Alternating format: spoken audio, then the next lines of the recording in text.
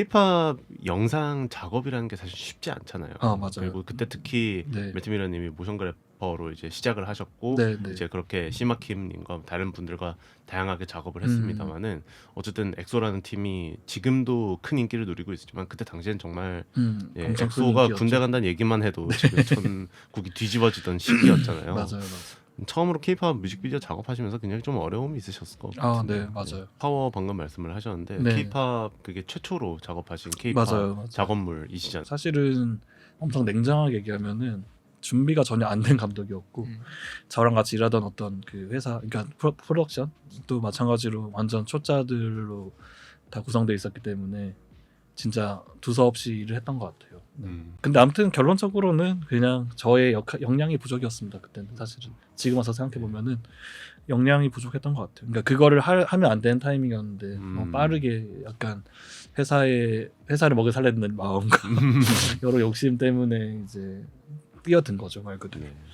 근데 이제 그것이 진짜 저한테는 어떤 면에서는 좀 상처처럼 남게 되기도 했었어요. 그러니까 그 결과물이. 그러다 보니까 제가 그때 어떻게 생각했냐면은 뮤직비디오 감독으로서는 이제 메이저로 가기는 힘들겠다. 이제 그냥 메이저로서는 끝났을 것 같고 그냥 내가 이제 남은 뮤직비디오 감독으로서의 이제 시간들은 진짜 재미있고 좀 마이너 씬에서 계속 활동하더라도 좋은 작업을 남겨야지라는 마음만 남았던 것 같아요. 그때. 그래서 사실은 에스파를 하게 된 게 너무 좀 신기한 일이기도 하고요, 저한테는. 네. 네. 엑소의 파워 이제 말씀을 하셨고 이제 네. 7년 후에 네. 두 번째 케이팝 작업물 네. 사실 최근에 굉장히 뜨거운 화제를 받고 계시고 저 네. 바로 에스파의 위플래시 뮤직비디오를 네. 담당을 하셨죠. 네. 네. 케이팝 어쨌든 두 번째 작업기이신데 네, 네. 어떻게 하게 되셨는지도 좀 궁금하고요. 사실 네, 그때 3123 멜트미러 GV 때 네, 네. 아이돌 작품 하나 하고 있다 맞아요. 라고 말씀을 하셨거든요. 네. 근데 모두가 그게 에스파일 줄은 아마 꿈에도 몰랐을 겁니다. 마침 이제 작년 이맘때쯤이었어요. 그때 처음으로 이제 위플래시에 대한 요청이 왔었거든요. 처음에. 그때도 이제 거의 같은 곡으로 들어오게 됐는데 그때도 인상이 되게 곡이 되게 좋다. 내 취향의 곡이다. 그래서 조금 욕심이 나긴 하지만 그래도 역시 못하겠구나라는 생각을 하고 마침 또 그때 실리카겔의 에이펙스를 작업하던 시기이기도 했었거든요. 그래서 과감하게 이제 고사를 또 하고 죄송하다 말씀드리고 시간을 또 흘려보냈는데 올해 이제 7월 초에 또 연락이 오신 거예요. 근데 똑같은 곡이 온 거죠. 위플래시라는. 너무 신기한 거예요. 그게. 그러니까 왜냐면은 보통 아이돌 쪽에서는 곡이라는 것이 이미 나왔어야 되거나 아니면 없어지거나 둘 중에 하나라고 생각하거든요. 근데 이제 1년의 시간을 세이브해 뒀다가 똑같은 곡이 의뢰가 들어온다는 게 너무 신기한 거예요, 저한테. 그래가지고 이거는 조금 나한테 운명적인 어떤 신호같이 느껴지는 거예요, 갑자기. 그래서 이건 좀 해야겠다. 그리고 이번에 이 곡이 너무 마음에 드니까 잘할 수 있을 것 같다는 생각이 들었어요. 그래서 수락을 하게 됐고 또 담당자분들 이제 최은정님 그리고 허김은지님 두 분 다 이제 되게 또 좋은 조력자시거든요. 그래서 좀 더 마음 놓고 이제 수락을 하게 된 게 있습니다. 네.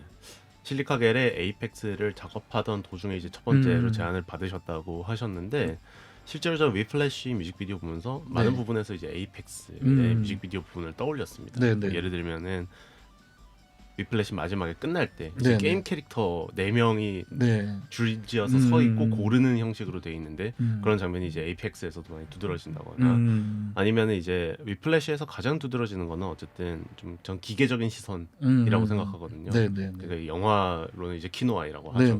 예를 들면은 이제 카메라가 수직 수평으로 움직인다거나 달리쇼 찍는 거를 이제 보여준다거나 이런 것들이 굉장히 좀 두드러지면서 이거 누가 봐도 뭔가 매트미러가 작업한 영상이구나라는 생각이 들었고 그리고 많은 분들이 이 지점에 대해서 굉장히 호평을 하고 있어요. 기존의 케이팝 뮤직비디오 문법과는 다르니까.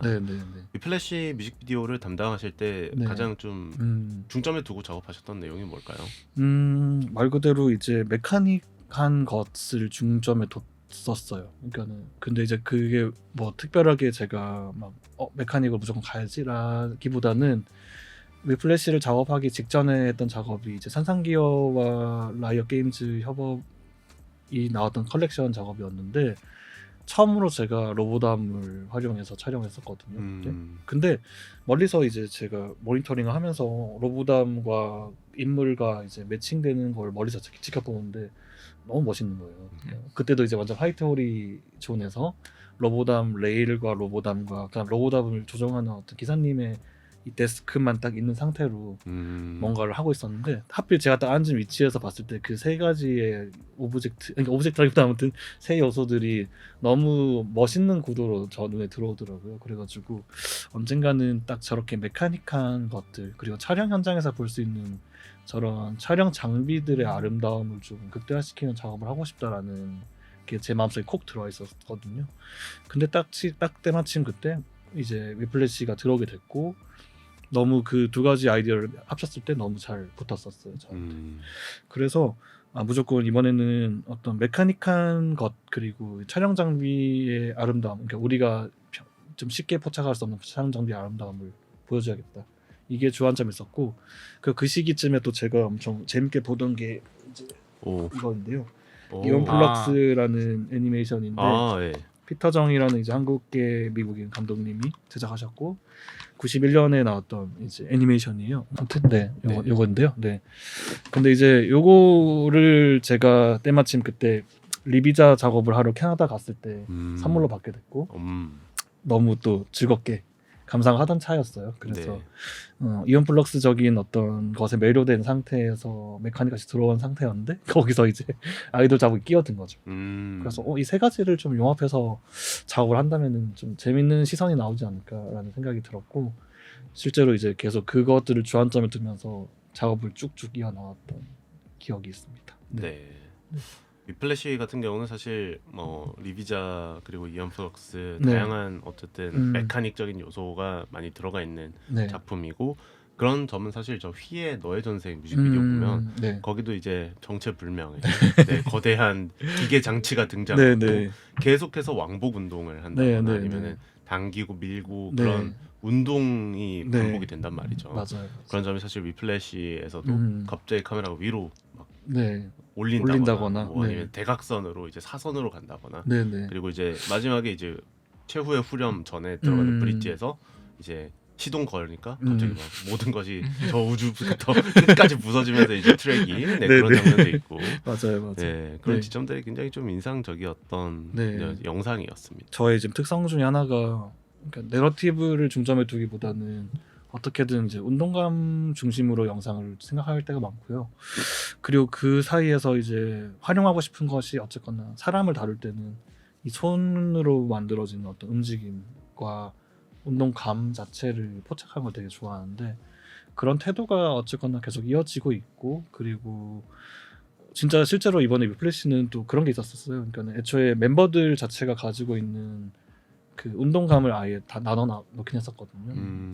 그래서 뭐 예를 들면은 이제 카리나 같은 경우에는 이제 어떤 엄청 거대한 카메라 바디를 쓴다거나 그리고 이제 처음에 이제 이렇게 막 올리잖아요. 그래서 수직 이동을 하는 거 카리나의 특성 뭐 이런 잡고 윈터 같은 경우에는 틸팅 그러니까 말 그대로 이제 이렇게 기울어지는 앞으로 기울어지는 그런 것들이었고 그 다음에 이제 뭐 닝닝 같은 경우에는 이제 이런 트래킹 할 수 있는 요소들 뭐 그런 것들로 해가지고 애초에 이 멤버가 나오는 순간에는 이것을 중심으로 소개를 해야 되겠다라든지 그런 것들을 철저하게 잡고 가긴 했었어요. 근데 또 편집을 하는 과정에서 좀 그런 것들이 많이 뭉쳐지긴 했는데 아무튼 그래도 그 나름 세분화를 시켰기 때문에 지금 정도의 밀도로 뭉쳐졌던 것 같긴 해요. 일종의 법칙처럼 작용하는 맞아요. 요소들이 있었습니다. 뭐 예를 들면 군무신으로 넘어가기 전에 이제 조명이 발광을 한다거나 뭐 예를 들어 아니면 이제 각 멤버마다 이제 정해진 어떤 그 법칙처럼 카메라의 법칙이다. 막 이런 식으로 좀 주어지는 것들이 진짜 맞아요. 굉장히 재밌었습니다. 그래서 좀 어떻게 보면은 관념들의 대결 같이 느껴지기도 하고요. 저한테는. 그래서 사실은 실질적으로 이 인물이 무엇인지, 이 인물의 개성이 무엇인지를 묘사하는 것보다는 관념 자체로 상정해 두고 그것들 부딪히게 하는 것 좀 더 재밌어 하긴 하거든요. 사실은 작업자로서 뭐 다양한 얘기를 할 수 있잖아요. 근데 사실은 진짜 작업자 스스로도 아예 모르고 시도해버리는 것도 종종 있거든요.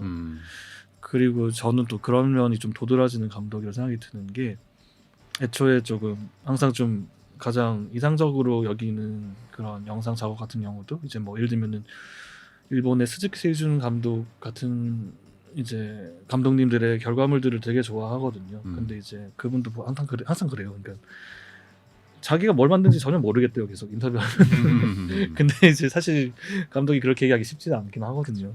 근데 진짜로 그렇게 얘기해요. 항상 나 아무것도 모른다. 그냥 모른 채 만들었다 하는데 또 막상 결과물을 보면은 엄청 극상의 위치에 있는 미감들로만 짜여져 있는 것들이고 세준 같은 감독님들을 보면은 아예 막 다 깨버려요. 그냥 이렇게 얘기하던 사람이 갑자기 저 뒤에 있는 사람이랑 갑자기 뒤돌아서 얘기를 하고 있고 다음 컷에서 또 다음 컷은 둘이 등을 지고 얘기를 한다고 그런 식의 매칭을 엄청 하거든요.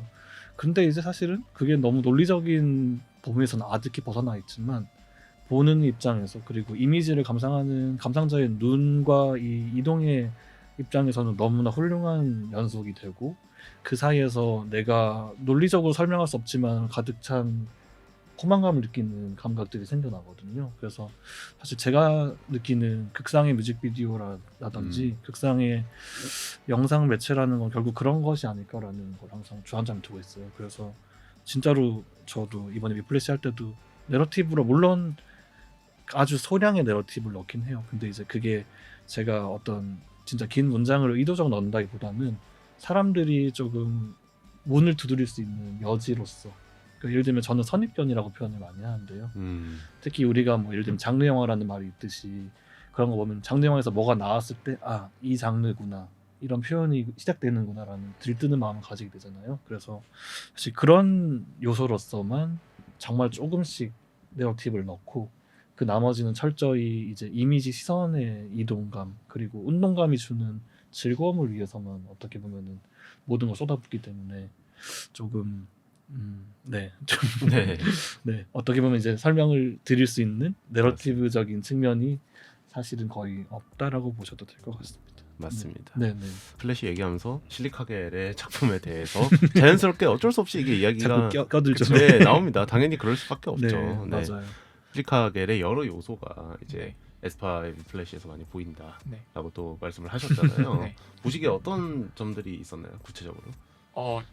일단 가장 기초적으로 4명이라는 점부터 이거는 뭐 반 농담이긴 한데요. 4인조다. 근데 맞아요, 맞아요. 실제로 그렇기 때문에 더 약간 그냥 성별만 대비된 뭔가 쌍둥이 같은 느낌이 저한테는 좀 있었던 것 같기는 해요. 실제로 많은 분들이 그 에이펙스를 이전에 보셨던 분들의 반응 또한 그랬고 물론 이게 뭔가 뭐 그렇다고 자가복제다라는 건 전혀 아니지만 되게 같은 느낌의 다른 결로 되게 잘 맞았던 것 같습니다. 네, 4명 맞아요. 사실은 되게 저한테 중요한 건데 네. 4명이 넘어가면은 아, 제가 감당을 못할 것 같은데 아, 사실 그래서 에스파를 선택한 것도 아, 4명이 4인조라서. 4인조여서 그럼 위플래시로 왔는데 다른 그룹이었으면 또 고려를 엄청 했을 것 하셨을 같아요. 수 네, 네.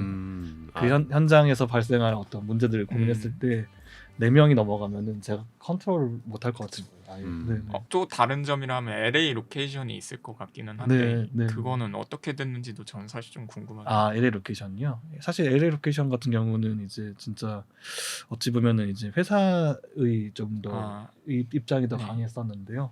사실 저는 이제 처음에 LA를 가는 게 맞나요? 그래서 요청했었어요. 왜냐면은 사실 감독 입장에서는 LA 가는데 하루 걸리죠. 그쵸. 오는데 하루 걸리죠. 네. 또 거기서 이제 로케이션 막 하고 이렇게 하는데 또 시간이 엄청 날아가잖아요. 근데 그게 다 구상할 시간이고 편집할 수 있는 시간인데 그게 그냥 그대로 날아간다는 게 조금 이상하긴 하더라고요.